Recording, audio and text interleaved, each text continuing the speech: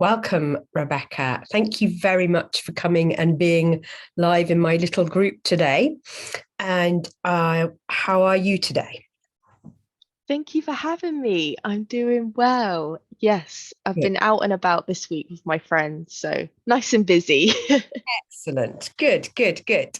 And looking nice and dapper with your lovely pink jacket on and bright. And yes, looking like we might even have a nice summer, maybe. That's what you're doing, is bringing the joy, even though it's not Exactly. quite here yet in reality. I'm gonna make sure it comes. So, Rebecca, tell us about you. What is it that you do for a living, and how did you get to start to do that? What made you decide to do that, etc.? Yeah, it's a bit of a funny story, as you might be able to tell by my whole surrounding. Someone told me I met in network the other day, was like, "Oh, I could tell you're a creative," and I am. Absolutely. Um, so I always wanted to be a writer growing up. I just really enjoyed writing and reading. So when it came to that point in your life where you actually have to do something about it, I went to university for creative writing, which was a lot of fun. I found out what I was good at and what I wasn't as good at. Script writing isn't for me. I don't know how people do it. Because it's quite disciplined, isn't it? You have to sort of, yeah. You can't really put your own thoughts and feelings into it. It's just directing the actors and director. So yeah, it's very cut back, which isn't my style. I'm more of an emotional, creative writer. Right. Anyway, so I did that. Really enjoyed that. I graduated, but I graduated in 2020. Um, so at that point, even though I wasn't 100% sure where I wanted to go next, my options were very, very limited. Yeah, it was a bit of a scary time because in general, none of us knew what was going to happen next. So I decided to do some freelancing. It's something we talked about a little bit at university because a lot of creatives have those kind of portfolio careers where they do some lecturing, they do some freelancing, all these kinds of bits and bobs. Um, and I started out on the lovely freelancing websites like Upwork and People Per Hour, which doesn't pay you a lot, but it got me started. It got me figuring out what I wanted to write. What are they? Sorry, for those of us that are ignorant on that. What do they do? Yeah, so it's sites like Fiverr where Okay. um, you connect sort of professionals with people who want to hire you. Right. But because it's all across the world, um, you a lot of the time you're competing on price in countries where the cost of living is a lot less. So that could be a little bit stressful. And yeah, it's a bit more disconnected if you're just being connected through a platform, not because you know them and you're attracted to them and you have to pay commission to their website. But yeah, that got me started, and that kind of got me the freelancing bug. So I kept going. I started building outside, creating my own website, my own online presence, figuring out who I really liked working with, what I wanted to write, because writing can mean a lot of things. Mm. Um, and I just really enjoyed working for small businesses that I believed in. I felt like by writing for them, I was making an impact. Right. I think that was a big fear going into the big wide world. I didn't want to work in a big corporations where I was making rich people more money. Yes. Yeah. So yeah, I still write for people today, monthly stuff like blogs, emails, social media, sort of one-off stuff like launches and websites and email sequences. But I also found there were quite a few people with the kind of micro businesses, solopreneurs, who wanted to write their own content, their own stuff, particularly because they were their business.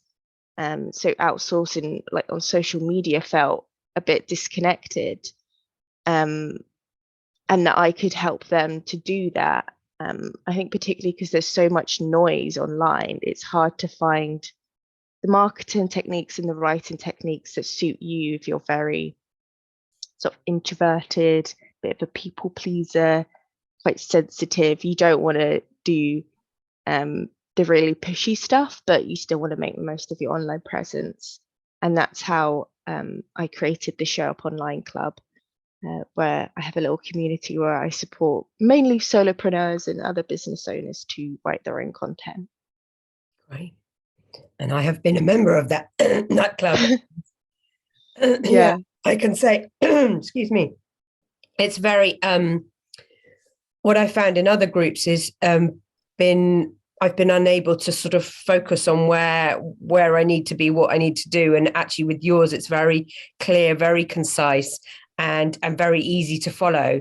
And I found it was good because my brain will go off in different tangents quite a lot. So it was very easy for me to just go, oh no, okay, right. So this part is here and that part's there. And so yeah, I felt it was very useful, but also just having that opportunity to sit and create with other people. It sounds so simple, doesn't it, to do that, but actually it's just carving that space in your day, isn't it, that we tend not to do. We just go, oh well, I'll write it in another, but actually creativity needs time, doesn't it? It needs that space, and it needs the opportunity to sort of be worked on, and not just to randomly write something. You might also have moments of random inspiration, but also to sort of keep that flow going. It's important, isn't it? Yeah. Particularly when you're running a business, your brain doesn't have the capacity to have those random sparks of inspiration enough to be consistent with your online presence. I know there are some people who are quite intuitive and they like writing what's on their mind, but even with that, you're most likely going to write about personal experiences and personal stories and educate your audience. On a whim, you're probably not going to write a sales post because that's not what we're naturally drawn to. So I think having that mix of, yes, lean into the sparks of creativity when you have it, but also create that routine where you have that creative space to come up with the posts that really showcase how good your business is, and keep you consistent. Because yeah, when you're a busy person, it's hard to find the mental capacity to just think, what does my ideal client need to hear from me today? Because you're too busy spinning all the other plates. Yeah. And so you're quite young still. That's quite from my perspective. Yeah. I'm looking, I consider myself to be young, you see, but I'm very deluded. But I think I always think, God, it's brave to be out there on your own doing this kind of work. And because it's sort of easier to sort of jump into working for another person, working for an organization. And so how do you feel about that? Do you feel it's brave? Do you feel like it's a bold choice of yours, or do you just feel like it's completely normal? Why wouldn't I have done that sort of thing? Yeah, it is a bit of like an enigma. Not many people do this, and I get why. I have a few friends who did the same university course as me and say, like, I don't know how you have the self-motivation to do it, because most people in their 20s don't. Yeah. But at the same time, it felt less of a risk, because in your early 20s, even in your mid, to be honest, before you get to 30, no one has that high expectations of you in these days. Particularly with the world we live in, it's so crazy. Everything going on financially. So it almost felt like less of a risk. I didn't have a mortgage, I don't have kids, I don't have those kind of responsibilities. So in that way, it felt less of a risk. But then I didn't have as many connections as a lot of people who build their career first and can come out with connections all over the place. So I think there's pros and cons to it. Yeah. One, there's the feeling of, well, I have nothing to lose. Yeah. And if I can make this work early on in my life, just imagine what, the mid part and end of my life is going to look like. But at the same time, I do have that feeling of I'm a little bit naive in that I don't have that massive experience that a lot of people do. So yeah, I think pros and cons. Yeah. But then you've got that sort of that new learning, that new understanding. So I always say, it's like if you go to a doctor's surgery and you go and see an old doctor, they'll have their old patterns and ways, and they have to have ongoing training. But when you see somebody who's newly qualified as a doctor, they're like, right, come on, let's investigate everything and let's see. And it's more enthusiasm there, isn't there? Because you're kind of like, let's try different ways, let's look at things in a different light. And I think that's what a youthful energy brings to a business. I think that's great. And but having the confidence to do that as well just is impressive. I wonder if you consider yourself to be a bit of an old soul? Yes, I do get told I'm quite an old soul, old head and young shoulders, which is nice because obviously I don't want to come across as someone who doesn't know what they're doing. I think, like you say, it's figuring out my own path, because I don't come into it with all these sort of set in stone ways of doing things that has been drilled into me over time. And I think there was a period of time where I was trying to almost pretend to be someone I wasn't. I felt a lot of pressure to be a marketer, even though that's not really my background. I come from a writing background, and I tried to lean into that, all the KPIs, you've got to make people sales. But I've come to the conclusion that's just not me. I'm not a marketer. I write marketing, but I'm not a marketer. I'm much more on the storytelling, emotional side of things.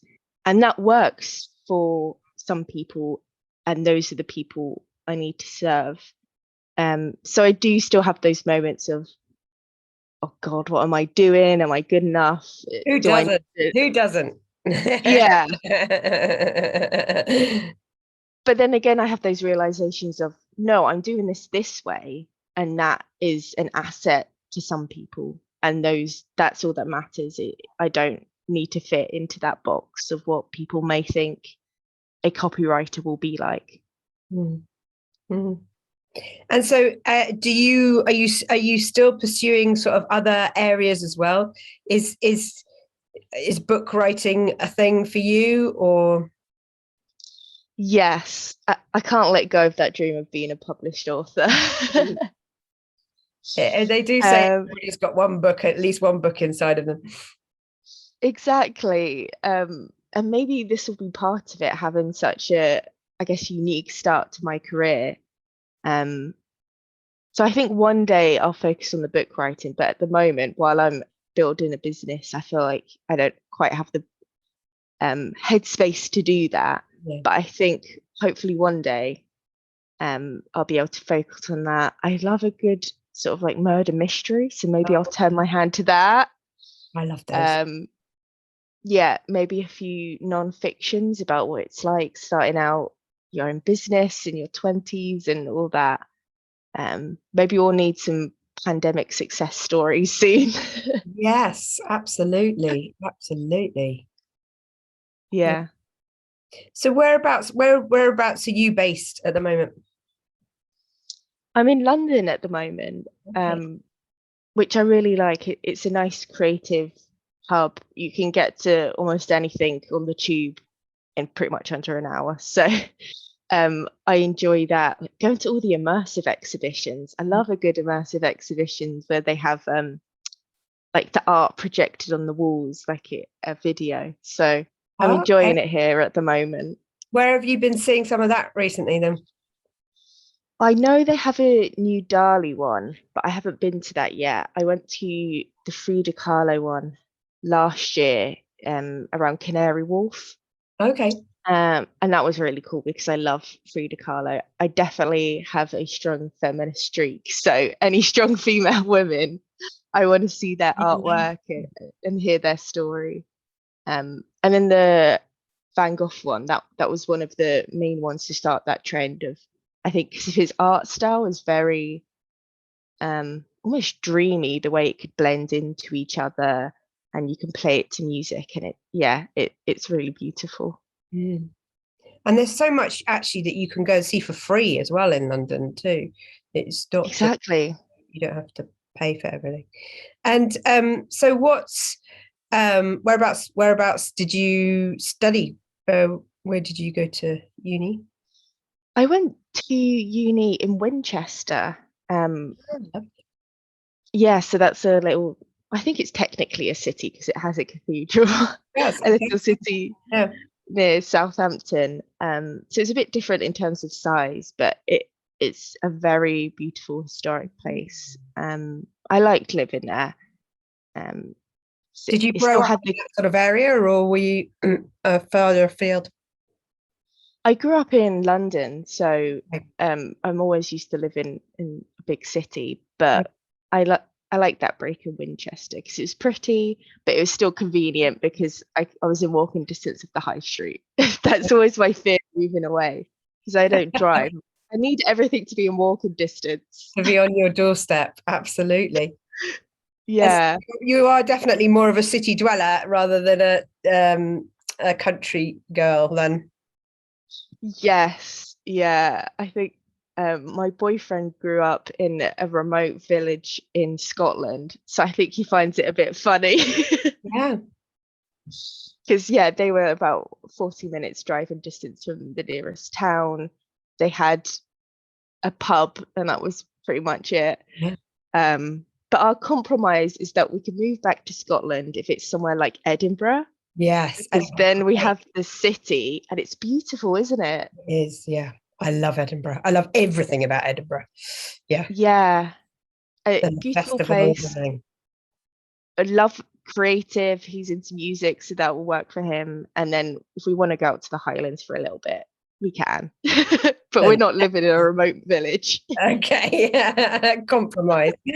Scotland's a beautiful place, beautiful anyway, isn't it? So yeah, that would be Yeah, amazing. So yeah, and the joy of that's the joy nowadays of working for yourself, working online.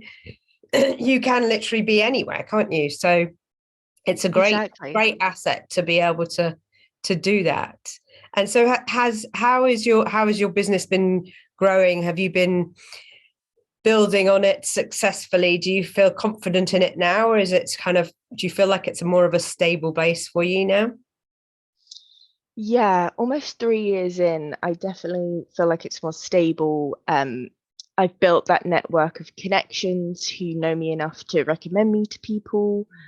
Um, and there's also something about at this point, I know who I am and what I want to do a lot better. I think at the beginning of business, we all go through that period of um, having a really wide idea of what we do and then niching down and then opening up a bit and then switching up our services. So I've definitely gone through that process and figured out what I want to do and who I want to work with. Um, and some things that are important to me that I wouldn't have realized in the beginning. Like I found that having um, almost an emotional connection with my clients is very important to me. So I think a lot about writing and even supporting people to write themselves. Empathy is really important, Yeah. understanding who they are, how they want to come across, um, what's important to them, really makes a difference. So I need those people that I have that almost soul connection with to do my best work and be Mm. creative, whether writing for them or, yeah, like I say, helping them to write for themselves, which I didn't really anticipate in the beginning. It was like, this is a business, you just write the brief, you just do what you're told. But no, having that connection is now really important to me. So I can really think about who do I want to market my own business to? Who are those people? Yeah, like I say, generally the more introverted people, even though I come across very confident, those people who have been through those big life changes. I think that's why I'm not too worried about my age in terms of connecting with clients who are older than me. If we've started a business, we've both gone through that big life change of, I don't like where things are right now, I'm going to do something different. Yeah. And I think a lot of us start our businesses because we went through an experience that wasn't good. Someone treated us like badly, whether that's at work or in personal life, and we were just like, no, we're going to reclaim our lives, we're going to make it what we want it to be. And I think that's where that deep connection comes from with my clients. Yeah. So you mentioned that you're an introvert. How does that show up for you in life? What does that mean for you? Yeah, I think the way it resonates with me is that I think extroverts get their energy from being around other people. And that is not necessarily true for me. It's a lot of energy to show up and have socialize. In fact, I need that personal time, just me, to sort of recharge. So for me, that's definitely meant setting boundaries. In the way I show up in my business, like when do I go networking? When do I have one-to-one calls and meetings? How do I make sure that when I show up to those meetings, I've had enough me time to show up with energy? And I think something that people don't realize is that even being on social media in a way is social interaction, because you're putting yourself out there for pretty much an immediate response. And that can be really draining to your energy, whether that's just filming a story on Instagram, putting a post out, responding to comments. So being mindful of that just because a social interaction is digital doesn't mean that it's not going to take away from your energy bank. So making sure I have the balance between when am I refilling my cup and when am I taking from my cup. Yeah. It's a really good thing to learn, actually, and to learn as soon as you can, because otherwise you will become depleted. And so yeah, do you find that you're still in the learning curve of setting those boundaries? Are you good at saying no? So if somebody says to you, right, oh, come on, let's go out, let's do this, are you able to say, no, actually, it's not right for me right now? I think I'm learning that, because I think a lot of people who are introverts are also people pleasers. So it's like, oh, I don't want to upset anyone, I don't want to be an inconvenience, that type of thing. So I'm sort of learning that I also need to look after myself first, and inconveniencing people a little bit. Most of the time it doesn't matter that much, and if they do go crazy, it's probably more about them than it is about me. And I think I see that in the way people market their businesses and create content as well. They don't want to inconvenience people by talking about their business or annoy them. Yeah. They get worried if they put out a post and it doesn't get a lot of engagement, that's basically a rejection. Yeah.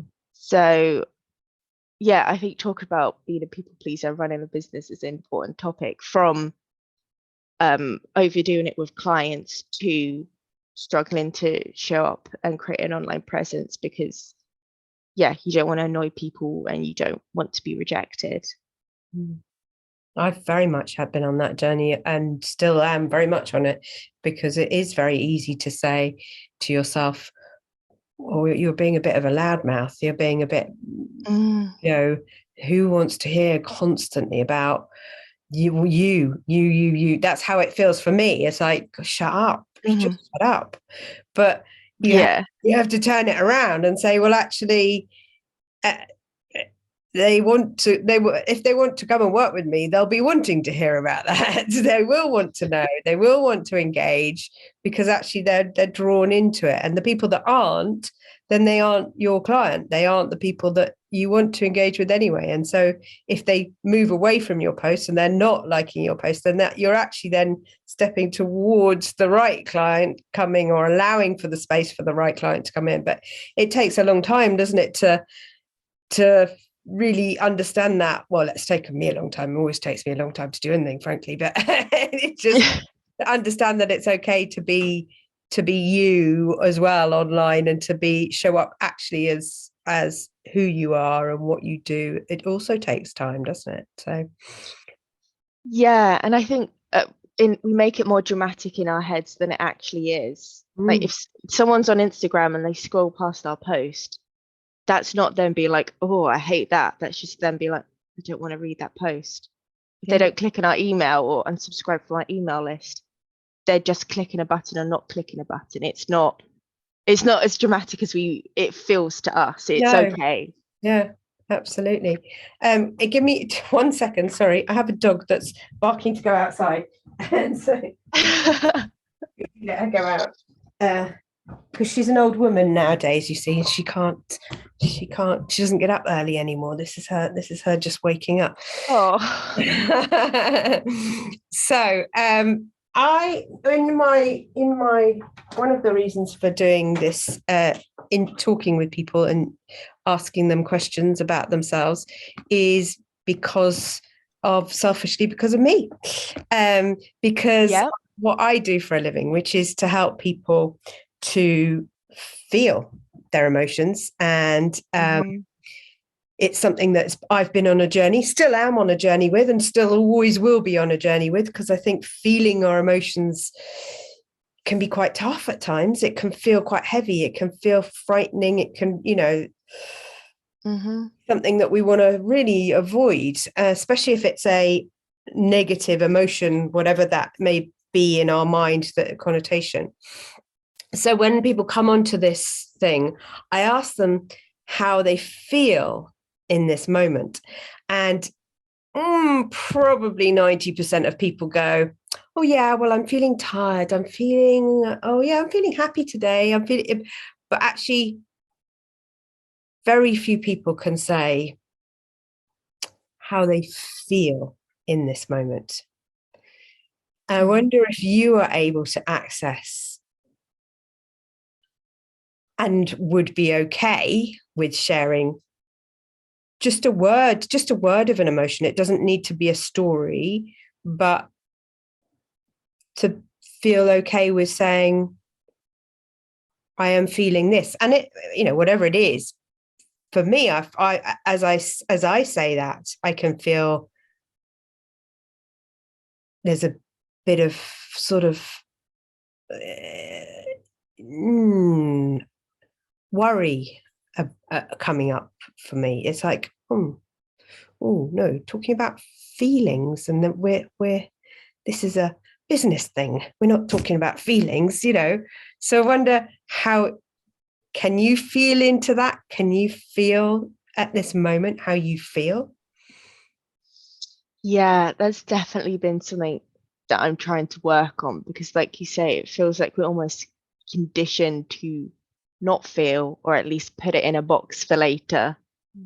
But right now, I would say I feel almost warm. I think that warmth of connection, when you've had a conversation with someone and you've built that rapport and you feel like, yeah, you're on the same page, and it's like, oh, this is a nice fuzzy feeling because I found someone, I'm having a good conversation with someone. Does that make sense? It does, absolutely. And that's what it's all about, is connection and community. We feel a part of a community when we connect in with somebody and we listen to somebody and we understand them, and it allows for you to sort of open up and to be more connected with me when I'm listening to you and you're listening to, we engage, and and it's beautiful. It's lovely. It is great. It's connected. And so good. Excellent. I'm pleased about that. Yeah. Is there anything that you would like to share in terms of what offers you have going on at the moment? What's out there? What can we do? How can we access your work? I've put the links in the chat here, but what's going on right now? Yes. So I think this actually links quite well to the conversation we've had. I'm doing a 5-day challenge, free 5-day challenge called Heal Your Relationship with Marketing. So it is for those introverts, for those people pleasers who, when they sit down to create content for their business, there's just some kind of block there where they don't like it, or they write it and they won't post it. They feel uncomfortable talking about their business. Over 5 days, I'm going to soften that and make you feel more comfortable with it. How do you market your business with confidence and conviction without seeming really arrogant or pushy? So that will be full of, we'll start with a quick educational video. I'll give you a writing task. And then the part I'm most excited about each day is that we're going to have a live session and break off into little groups to discuss with your peers, with other people going through the same thing, from your experiences to what they think you should create content about. I think it'll be a really nice, almost hive mind situation. Lovely. So I think that would be really fun. So it starts on the 17th of April, those 5 days for that week. If people would like to, heal their relationship with marketing and get their business out there. Brilliant. So will you be putting the link in for us so that we can access that? Yes, I'll get the link for you so you can all sign up if you'd like to. Perfect. And it's a great way of people being introduced into the way you do your work and what it is that you have to offer too. So I highly recommend your work to everybody. And is there anything else? My last question. Well, I guess just if you want to really focus on your content marketing, have a community where you can grow that more consistently, the Show Up Online Club is a good place to be. Perfect. Brilliant. Thank you so much for coming along today. Thank you for chatting and telling us about your likes and stuff and your wonderful, wonderful business. And Thank you. I look forward to seeing it grow bigger and bigger and bigger and supporting more and more people. So thank you. Thank you so much for having me. It's been lovely to have a good old chat. Brilliant.